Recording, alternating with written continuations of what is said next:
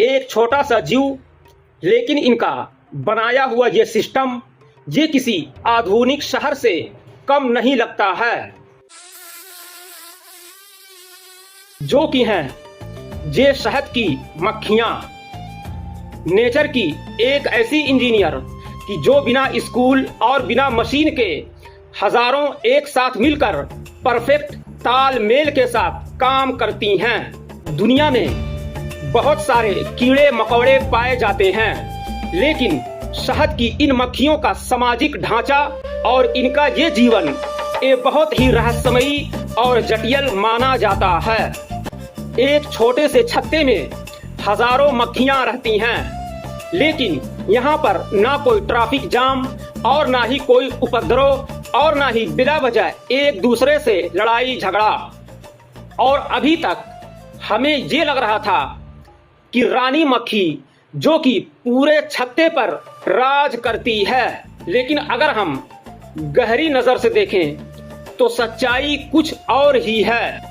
रानी मक्खी का काम केवल अंडे देना होता है और एक स्वस्थ मक्खी दिन में लगभग 1500 से लेकर 2000 तक अंडे दे सकती है। यहाँ पर सवाल अभी भी बना है कि आखिर ये रानी मक्खी ये आती कहां से है, कि रानी मक्खी का डीएनए और वर्कर बीस यानी सामान्य मक्खियों का डीएनए, इन तमाम का डीएनए सेम होता है।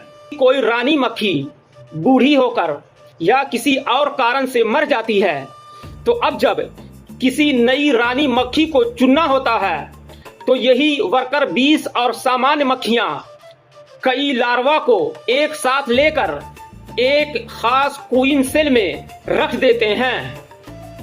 इस क्वीन को रॉयल जेली खिलाती रहती हैं और रानी मधुमक्खी 16 दिनों तक इस रॉयल जेली को खा करके विकसित होती है। ये आकार में आम मक्खियों से बड़ी दिखती है। इसी रॉयल जेली को अधिक मात्रा में खा करके कोई भी सामान्य मक्खी क्वीन मक्खी बन सकती है। और अगर हम बात करें इन मक्खियों की जीवन चक्र का, तो एक वर्कर बीस और सामान्य मक्खी 5 से लेकर 6 हफ्तों तक जीती है, और वहीं पर ये क्वीन और रानी मक्खी 3 से लेकर 5 साल तक जीवित रह सकती है।